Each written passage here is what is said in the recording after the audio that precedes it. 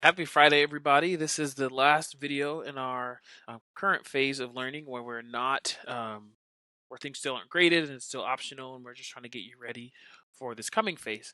So today I'm going to talk about two things. The first is I'm going to talk about our last habit really briefly. The last habit's reading is a little longer, so I figured I'd make the slide part just a little shorter. But I want to spend a lot of time today talking about what to expect in this class coming April 20th. So let's jump right in here. Right. So the seventh habit is called flow. Okay, and so when you think of flow, let me just minimize this really quick. So when we think of flow, flow is kind of like if you think of being in your zone. Okay, it's like when if you've ever done something, you're like, man, I'm just in the zone. Or you've seen a person where they're completely focused on what they're doing. They have no awareness of what's going on around them, no sense of time, no sense of anything. They're just kind of zoned in on that thing. That could even be some of you zone out in class a lot, where you're like you're working on a task and you're just going, and you can't even hear people around you. You can see people zoning out when they're eating. You can see a lot of situations where someone's in the zone. Okay. So that's what flow is. And really, the idea behind flow is to be able to find things that help you get into that zone. Okay. So the research has shown that there's positive benefits that we can get from finding things that take us away from the rest of reality and allow us to just dig in. Flow only happens in order for it to really happen. You have to be doing something you enjoy, so something that you like, something that's pleasurable to you, and that's really why flow is identified as a really strong habit. Because if you're able to identify those things that you're passionate about, things that make you happy, things that you love to do, and you're able to focus in on them, you can kind of push out a lot of the other bad stuff. To be honest, right? It can help you manage stress and anxiety and other things that you might be experiencing not just now, but also throughout. So, the overall message for flow, and as you'll see in the reading, it's really talking about how do you find those places where you are in the zone, where you're flowing, where you're loving it, what you're doing, and then how can you make sure you give yourself time to do those things, okay? Because that can increase self-esteem, self-efficacy. Efficacy is kind of your sense of what you're capable of, and then well-being overall too. So that's what you'll read about today. I think flow is a really fascinating one, and you will have learned 7 key habits for happy people by the end of that reading.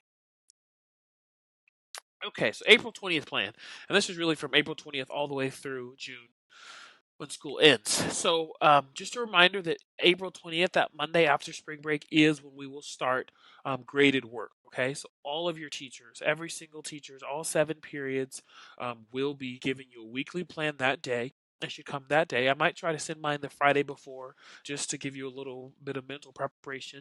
But every single teacher will have a weekly plan to you by Monday the 20th. And in that plan, you'll see what you're expected to do every single day. For my class, I'll post a daily video still. They'll probably be really short. I've kind of broken up. Sometimes what we would do in a day's lesson, I've broken up into multiple days. So I'm going to kind of focus in on a key theory or key idea each day. I will not post assignments every day, so there won't always necessarily be an activity or work for you to do. On my weekly schedule, you'll see a section called activities. There won't always be something there, but there will sometimes. I've decided to kind of buck traditional tests and quizzes. It's just really hard to figure out. Through an online system, and there's so much going on. I don't really need you to feel like you have to memorize and study a whole bunch during this time. However, what I am going to do is on the schedule, you'll see CTC. Okay, and CTC is a critical thinking. What is the other C for? I had it. I don't remember. I'll remember it later when I put it on there. But anyway, critical thinking challenge. That's what it is. That's the other C. Critical thinking challenge. So each standard. So there will be for chapter 3 for social psych. There's 5. So it'll be 3.1, 3.2, 3.3. Each of those will have critical thinking questions associated with it. There's 3 for each. So in theory, if we finish one standard in a week, at the end of that week, you will have done 3.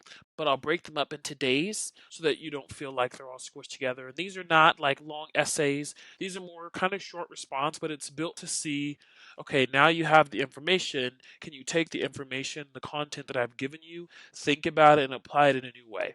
Okay. And I will collect all of those, and then I'll do the average, and then you'll get 1 unit score.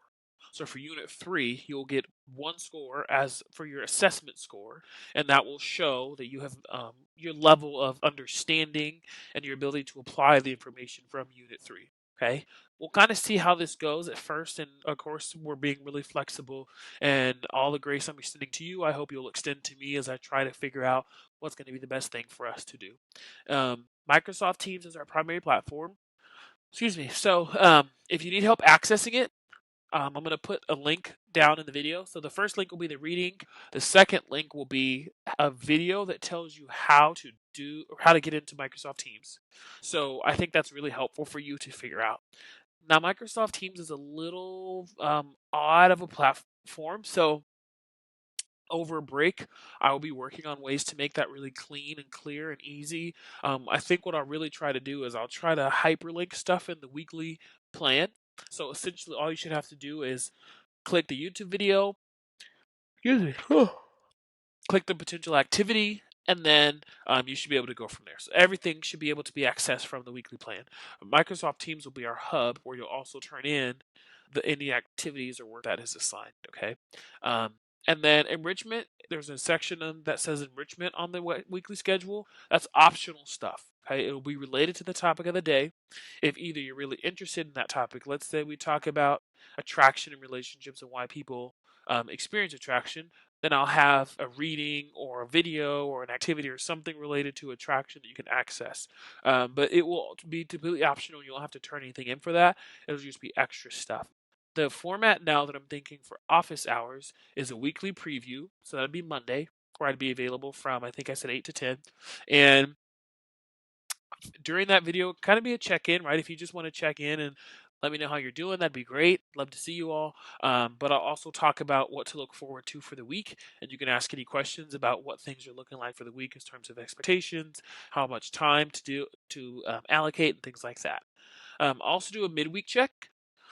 So on Wednesday, I think I'll do about an hour on Wednesday, maybe 1 to 2. I'll post it on the schedule, and I'll be available. This will all be in Microsoft Teams, so it'll just be like a group chat type thing where there will be a video chat. You can come in and you can either just use your voice or have your face and your voice. Doesn't matter; it's your choice. But I'll do a midweek check, so that can be again just if you're needing to have some connection and socialization with your classmates, you can use that hour. Or if you need help with something that we've worked on, or let's say you're on Thursday's work and you're struggling, Wednesday, that midweek check would be a good time to come on and say, hey, Mr. Frost, can I get some extra help with this? Friday is kind of a reflection week, so we can talk about things that went well, reflection and feedback. Talk about what went well, talk about where you struggle, talk about what things you need help. We can talk about anything, the structure of the classes, how things are going, and just ways that I can support you. So I figure those will be my 3 ways for office hours.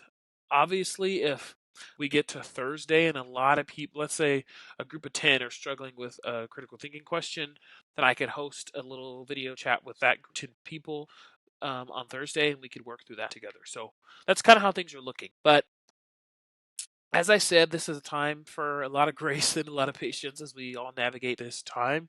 Um, and please let me know if you have questions or are just kind of thinking of how to prepare and plan for that. I'd love to talk through that with you. So I hope you have a great Friday, a great weekend. Spend some time spring break, take it a little bit of a break, but also get your mind ready to get back into school mode. So I will talk to you soon.